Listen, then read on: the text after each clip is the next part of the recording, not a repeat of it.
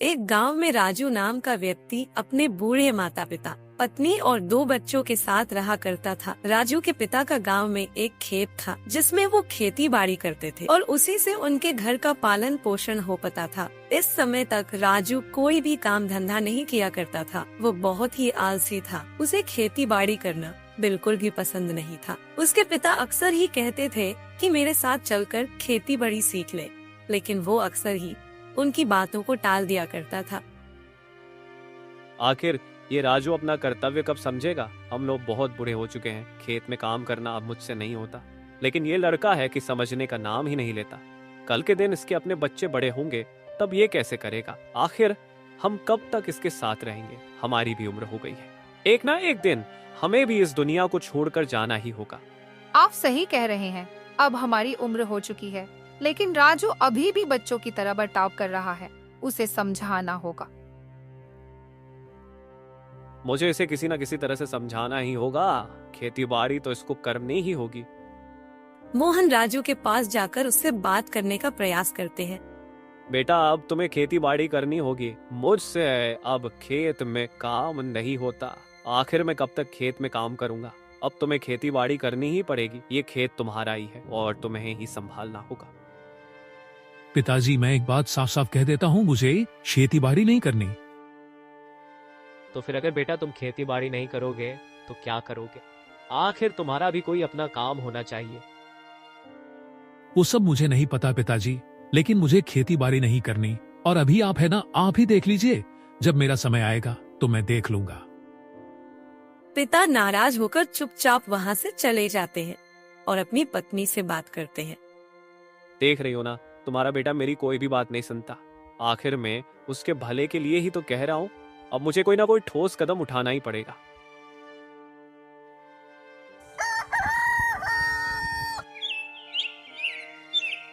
फिर अगले दिन सुबह होने पर देख बेटा, मेरी बात समझ। अब तुझे खेती बाड़ी करनी होगी। तू अभी मेरे साथ खेतों पर चलेगा। बस अब मैं और कुछ सुना नहीं चाहता। नहीं पिताजी, मैं अभी खेतों पर नहीं जाऊंगा। आपको पता है ना कि बाहर कितनी ठंडी ठंडी हवा चल रही है। इतनी सर्दी में मुझसे काम नहीं होता। आपको जाना है तो अकेले जाओ, लेकिन मैं आपके साथ कहीं नहीं जाने वाला। देख बेटा, मेरी बात समझ। अब तुझे खेती बाड़ी करनी ही होगी। तू आज ही मेरे साथ खेतों पर चलेगा। पिताजी, मैंने आपको कितनी बार मना किया है कि मुझे ये खेती बाड़ी नहीं करनी, इसलिए आप कृपया करके मुझे खेती बाड़ी करने के लिए बार बार मत बोला कीजिए। लगता है अब मुझे वो कदम उठाना ही पड़ेगा जो आज तक कोई भी पिता उठाना नहीं चाहता। देख बेटा, अब तुझे खेती बाड़ी करनी होगी। या तो तू खेत संभाल या फिर मेरे इस घर से निकल जा। हाँ पिताजी, मैं सब समझता हूँ। तुम मुझे रखना ही नहीं चाहते हो ना? अच्छा ठीक है, मैं आज ही अपनी पत्नी और बच्चों को लेकर यहाँ से चला जाऊंगा।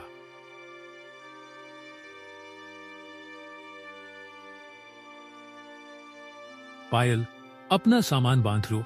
हम आज ही इस घर से चले जाएंगे। अरे आप ये क्या कह रहे हैं? हमारे 2 बच्चे हैं और कहीं ठिकाना भी नहीं है। ऐसे में हम कहाँ जाएंगे? अब जो भी हो मुझे फर्क नहीं पड़ता। बस अब मुझे इस घर में नहीं रहना है। लेकिन आप पिताजी की बात तो सुनिए। आखिरकार वो आपके भले के लिए ही तो कह रहे हैं। आखिर वो आपके पिता हैं, आपका बुरा थोड़ी चाहेंगे। अब तुम भी मुझे अपना प्रवचन सुनाना शुरू मत कर देना। अगर तुम्हें नहीं जाना है तो तुम यही रह सकती हो, लेकिन मैं अभी और इसी वक्त इस घर से जा रहा हूँ। जी, मैं तो वहीं रहूंगी जहाँ आप रहोगे। आपसे ही मेरा जीवन है। मैं भी आपके साथ चलूंगी। आपने ये क्या किया? आपको राजू से इस तरह से बात नहीं करनी चाहिए थी। आपने तो राजू को घर से निकाल दिया। कृपया करके उसे रोक लीजिए। नहीं कौशल्या, अब इस बार नहीं, मेरे बेटे के भविष्य का निर्णय मुझे ही करना होगा। चाहे इसके लिए मुझे उसके आगे कितना भी सख्त क्यों ना बनना पड़े, मैं बनूंगा। अब तुम बीच में नहीं आओगी। तुम्हारे ही लाड़ प्यार ने आज उसे इतना बिगाड़ दिया है। अरे ऐसा मत कहिए, रोक लीजिए उससे। नहीं, अब तुम चुप रहो। अब मैं भी देखता हूँ कि आखिर वो कितने दिनों तक अकेला रहकर बिना कामकाज के अपने बच्चों और पत्नी का पालन पोषण करता है। उसे भी दुनियादारी की समझ होनी चाहिए। राजू अपनी पत्नी और बच्चों के साथ घर छोड़कर दूसरे गांव में रहने लगता है और वहीं पर छोटा मोटा काम करने लगता है। ऐसे ही 2 साल बीत जाते हैं। एक दिन राजू थका हुआ काम करके अपने घर लौट रहा था। घर पहुंचकर उसने अपनी पत्नी से कहा, पायल ये लो, इसमें आलू पूरी और खीर है। सेठ जी के यहाँ आज दावत थी तो उन्होंने ये बच्चों के लिए दिया है। पायल चुपचाप खाने का टिफिन लेकर रसोई घर में जाती है और सबके लिए खाना लगाकर वापस बिस्तर पर बैठ जाती है। पायल, क्या बात है? आज तुम कुछ उखड़ी उखड़ी सी लग रही हो। आपको इससे क्या लेना देना? बेटी को ट्यूशन से फीस ना देने के कारण निकाल दिया है। बेटे के पास स्कूल ड्रेस के लिए जूते नहीं हैं, इसलिए उसे फुटबॉल टीम से बाहर कर दिया गया। आपको इन सब की क्या चिंता? आपको तो बस सुबह 9 बजे घर से निकल जाना है और शाम को 10 बजे जाकर सो जाना है। बाकी घर की किसी परेशानी से आपको क्या लेना देना? डॉक्टर ने मुझे पिछले महीने दवाइयाँ लिखी थी, नहीं तो बीमारी बढ़ सकती है, लेकिन अब तक आपने मेरे लिए दवाइयाँ लाकर नहीं दी और कभी ध्यान दिया है मेरे चेहरे पर ये झुर्रियाँ, ये सफेद होते बाल। मैं जवानी में ही बूढ़ी हो गई हूँ। घर में ठंड से बच्चे कांप रहे हैं। एक पुरानी रजाई भी खरीद कर नहीं ला सकते। राजू बैठा बैठा अपने दुखों से चिंतित हो ही रहा था, लेकिन तभी बाहर से किसी की आवाज आती है। जब बच्चों ने दरवाजे पर देखा तो पिताजी आए हुए थे। अपने दादाजी को देखकर तो बच्चे खुशी से उछल पड़े। राजू भी उन्हें देखकर काफी खुश हुआ। फिर उसने अपनी पत्नी की ओर देखा। उसका चेहरा एक मुरझाए पेट के समान देख रहा था। क्या हुआ? तुम ऐसे मुंह लटकाए हुए क्यों बैठी हो? पिताजी आए हैं, उनके सामने ऐसे मुंह लटका कर मत जाना। अपना पेट पालने के लिए तो अपनी किडनी और गुर्दे गिरवी रखने के दिन आ गए हैं। अब ऐसे में पिताजी अचानक से आए हैं तो कोई ना कोई आर्थिक समस्या को लेकर ही आए होंगे। क्या पता उन्हें पैसों की जरूरत हो। वैसे तो ये शब्द पायल कभी नहीं बोलती, लेकिन ऐसे समय उनके घर के हालात इतनी ज्यादा गिरे हुए थे कि अगर उसे मरने के लिए जहर खरीदना पड़े तो जहर खरीदने तक के भी पैसे नहीं थे। पायल, मैं जानता हूँ कि तुम बहुत परेशान हो, लेकिन मैं कोशिश कर रहा हूँ। कल तक मैं तुम्हारी दवाइयाँ और बच्चों के जरूरी सामान अवश्य ही ला दूंगा। अभी पिताजी आए हैं, उनके सामने झगड़ा मत करो। उनके मान सम्मान का ध्यान रखो। कहाँ से लाओगे? भीख मांगकर कि अपने आप को गिरवी रखकर? ये मेरा काम है कि मैं कहाँ से और कैसे लाऊंगा, लेकिन तुम अभी कृपया करके शांत हो जाओ, भगवान के लिए। पायल को भी समझ आ गया था कि इस समय झगड़ा करके कोई फायदा नहीं, इसलिए वो धीरे धीरे शांत हो गई और खाना बनाने लगी। राजू अपने पिताजी के पास जाता है। पिताजी, आप अभी तक बाहर ही खड़े हैं, चलिए मेरे साथ अंदर चलिए। बताइए पिताजी, कैसे हैं आप और माँ कैसी है? हाँ बेटा, मैं ठीक हूँ और माँ भी तेरी ठीक है।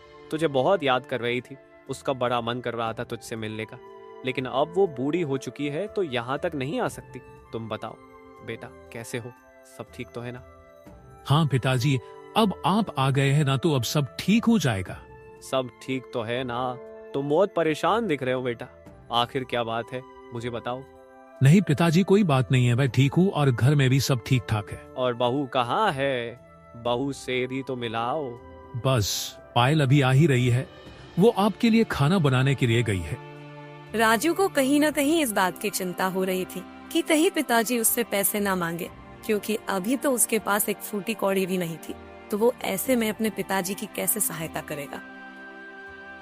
पायल खाने का कुछ सामान लेकर बाहर आती है। पिताजी, और बताइए कैसे हैं आप? मैं अच्छा हूँ बेटा, तुम ठीक तो हो ना? हाँ पिताजी, हम सब ठीक है। और माँ कैसी है? तुम्हारी माँ भी ठीक है बेटा, तुम सबको बहुत याद करती है।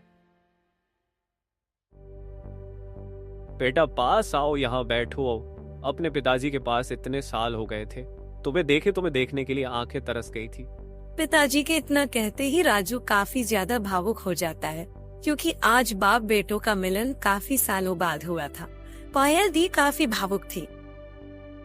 हे भगवान, इन पिता और बेटे की जोड़ी ऐसे ही बनाए रखना। समय की एक मोड़ ने इन बाप और बेटे को अलग कर दिया था।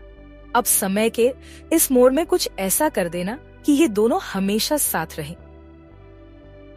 दोनों बाप बेटे मिलकर आधी रात तक काफी सारी बातें करते हैं और फिर बातें करते करते सो जाते हैं।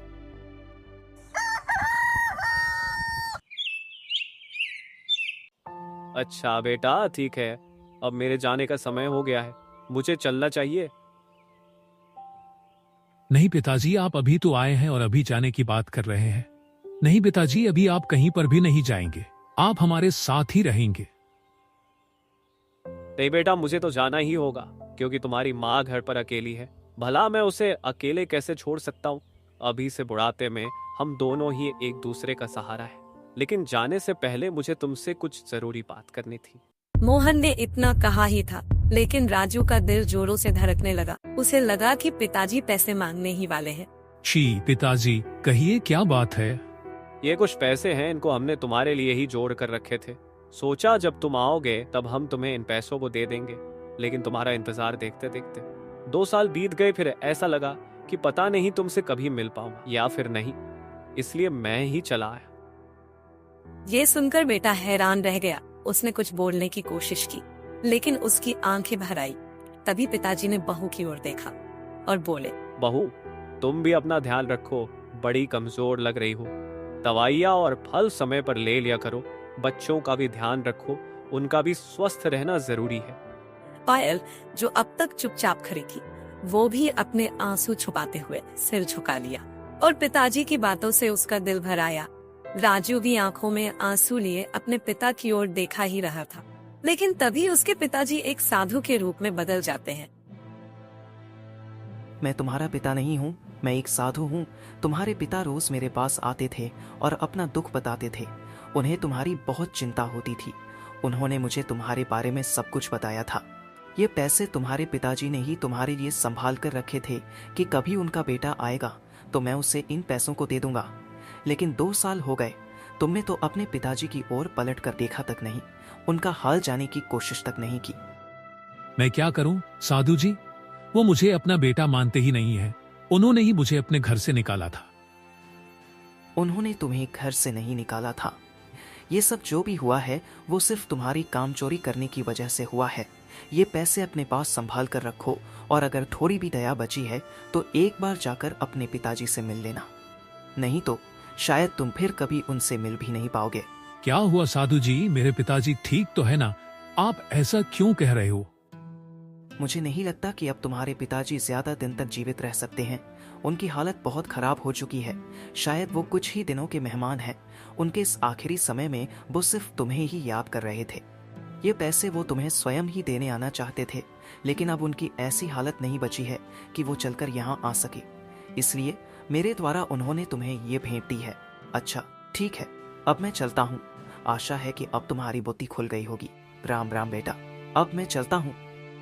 साधु जी की ऐसी बातें सुनकर राजू आहत हो जाता है और अपनी पत्नी और बच्चों के साथ अपने पिताजी के घर के लिए निकल जाता है। राजू घर पहुंचता है तो वो देखता है कि उसके घर के आगे भीड़ लगी हुई है। भीड़ को हटाकर वो आगे की ओर बढ़ता है तो देखता है कि उसकी माँ और पिताजी मृत अवस्था में घर के बाहर लेटे हुए हैं।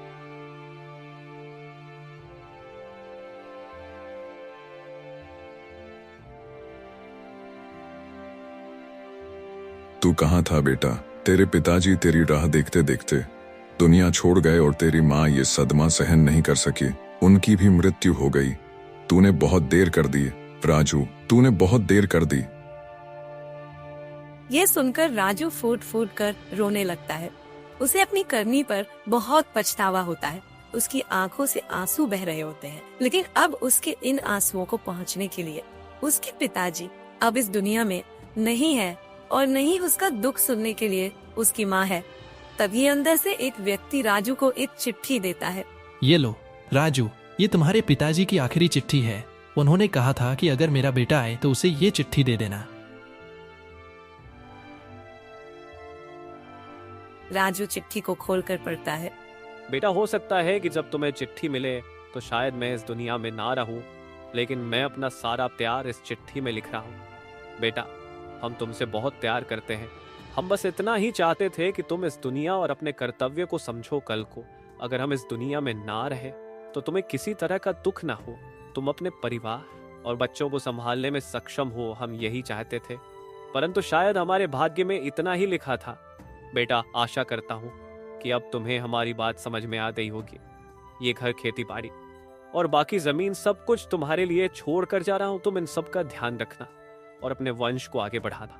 हमारा आशीर्वाद और प्यार हमेशा तुम्हारे साथ रहेगा। चिट्ठी पढ़ते ही राजू का हृदय बड़ा ही आघात हो जाता है। वो इस पछतावे में रह जाता है कि वो आखिरी बार अपने माँ पिताजी से मिल भी नहीं पाया और ना ही उनसे अपने द्वारा किए गए गलतियों की माफी मांग पाया। जीवन के जिस मोड़ पर राजू खड़ा था, उस मोड़ पर पछतावे के अलावा उसके पास कुछ नहीं बचा था। इस दुनिया में माता पिता से ज्यादा हमारा भला कोई नहीं कर सकता। इसलिए हमें हमेशा अपने माता पिता का सम्मान करना चाहिए और उनकी हर आज्ञा का पालन करना चाहिए। सीताराम, राधे राधे।